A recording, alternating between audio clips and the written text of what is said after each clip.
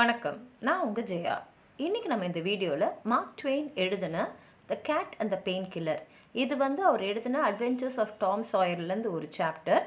அதை தான் இப்போது நம்ம பார்க்க போகிறோம். வாங்க. இவருடைய இயற்பெயர் சாமுவேல் லாங்ஹார்ன் கிளெமென்ஸு. இவர் ஒரு அமெரிக்கன் ரைட்டர், லெக்சரர், பப்ளிஷர், அது மட்டும் இல்லாமல் ஒரு ஹியூமரிஸ்ட்டு. இந்த நாவலான the Tom's adventures of Tom Sawyer Tom சாயர்னு ஒரு சின்ன பையனை பற்றி தான். அவன் பீட்டர்ஸ்பர்க் கிட்ட இருக்கக்கூடிய மிசிசிப்பி ரிவர் அந்த இடத்துல தான் அவன் பிறந்து வளர்றான்.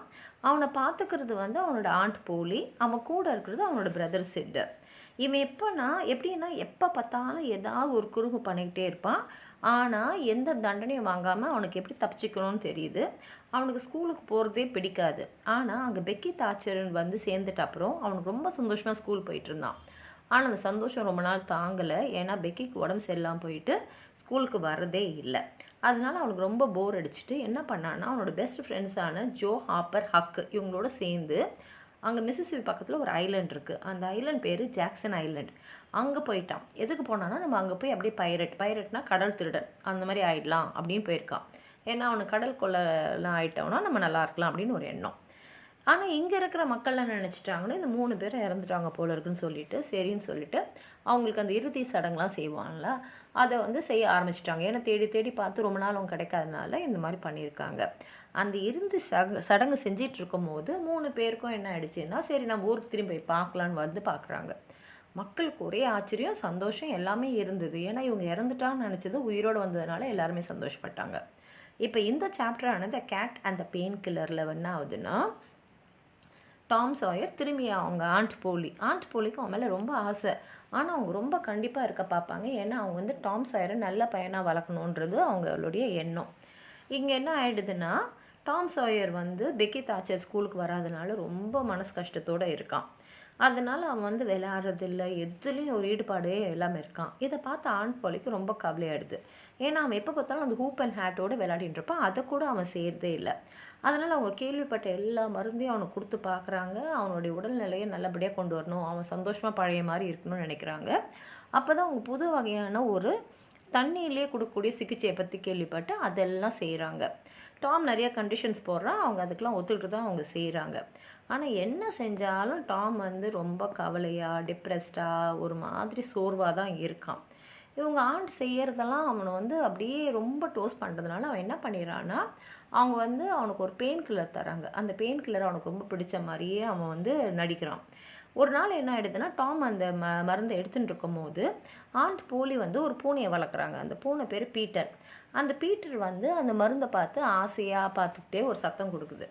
அதனால் டாம் என்ன பண்ணிடுறான்னா, அந்த பூனையோட வாயை திறந்து மொத்த பெயின் கில்லரும் அந்த வாயில் ஊற்றிடுறான். அந்த பெயின் கில்லரை குடிச்சிட்ட அப்புறம் அந்த பூனை ஒரு மாதிரி சுற்றுது, குதிக்குது, என்னென்னோ செஞ்சு இருக்கிறதெல்லாம் கிழிச்சு போட்டுடுது. அப்போ தான் ஆண்ட் போலி அந்த ரூமுக்குள்ளே அவங்க அப்படியே பயந்துறாங்க அந்த அந்த இடத்த பார்த்த உடனே. அப்புறம் கேட்குறாங்க டாம் என்ன ஆச்சுன்னு. டாம் தரையில் உட்காந்து சிரிச்சுன்னு இருக்கான்.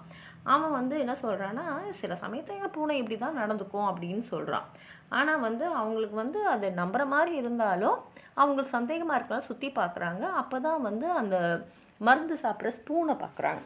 அதை பார்த்தோன்னே அவங்களுக்கு தெரிஞ்சிடுச்சு டாம் இந்த மருந்தெல்லாம் பூனைக்கு கொடுத்துருக்கான்னு. அதனால் கேட்குறாங்க, எப்படி உனக்கு மனசாட்சி இருக்குது இந்த மாதிரி ஒரு பூனைக்கு போய் இதை கொடுக்கறதுன்னு போது அவன் சொல்கிறான், இல்லை அந்த பூனைக்கு ஒரு ஆண்ட் இல்லைல்ல, அதனால தான் நான் பாவப்பட்டு கொடுத்தேன். இப்போ அந்த பூனைக்கு ஒரு ஆண்ட் இருந்ததுன்னா என்ன பண்ணியிருக்கோம், நீங்கள் எனக்கு எப்படியெல்லாம் இந்த வெயிலில் நிற்க வச்சு தண்ணியை மேலே ஊற்றி அதை பண்ணி இதை பண்ணி எல்லாம் பண்ணிங்களோ அதே மாதிரி தானே அதுக்கும் அவங்க ஆன் பண்ணியிருப்பாங்க. அதனால எனக்கு பாவப்பட்டு அதுக்கு இந்த மருந்தை கொடுத்தேன் அப்படின்னு சொல்லும் போது தான் ஆண்ட் போலிக்கு தெரியுது, டாமை அவங்க நல்லபடியாக ஆக்குறேன்னு நினச்சிட்டு எவ்வளோ கஷ்டப்படுத்தியிருக்காங்கன்னு புரியுது. இப்போ ஒரு பூனையே இந்த மருந்தை குடிச்சிட்டு இப்படியெல்லாம் செய்யுதுன்னா, அப்போ ஒரு சின்ன பையன் அந்த மருந்தை குடிக்கும் போது அவனுக்கு எப்படியெல்லாம் ஆயிருக்கும் அப்படின்னு நினைக்கும் போதே அவங்க கண்ணில் தண்ணி வந்துடுது. அவங்க என்ன சொல்கிறாங்கன்னா, அந்த பாருங்க உனக்கு நல்லது தான் எல்லாம் செய்கிறேன் போது டாம் சொல்கிறான், எனக்கு நல்லது தான் செய்கிறீங்கன்னு எனக்கு நல்லா தெரியும். அதனால தான் நான் அந்த பூனைக்கும் நல்லது செய்யணும்னு நினச்சி தான் இந்த மாதிரி கொடுத்தேன்னு சொன்ன உடனே அவங்க ஆண்ட்டுக்கு கோவம் வந்துடுது. ஏன்னா அவங்க எந்த மாதிரி ஒரு பதில் அவங்ககிட்ட எதிர்பார்க்கல. ஆனால் அவனை ஒன்றும் செய்யவும் முடியாதுல்ல. அதனால் அவங்க என்ன சொல்கிறாங்க, சரி இனிமேலுக்காவது நல்ல பையனாக இருக்க பாரு, இனிமேலுக்கு நீ இந்த மருந்தெல்லாம் குடிக்க வேணான்னு சொல்லிட்டு முடிச்சிடுறாங்க. அதோடு இந்த சாப்டரும் முடிஞ்சிடுது. உங்களுக்கு ஏதாவது சொல்லணும்னு நினச்சிங்கன்னா கீழே இருக்கிற கமெண்ட் பாக்ஸில் எழுதுங்க. இந்த வீடியோவை லைக் பண்ணுங்கள், உங்கள் ஃப்ரெண்ட்ஸோடு ஷேர் பண்ணுங்கள். சப்ஸ்கிரைப் பண்ணாதவங்களாம் ப்ளீஸ் சப்ஸ்கிரைப் பண்ணி சப்போர்ட் பண்ணுங்கள். நன்றி.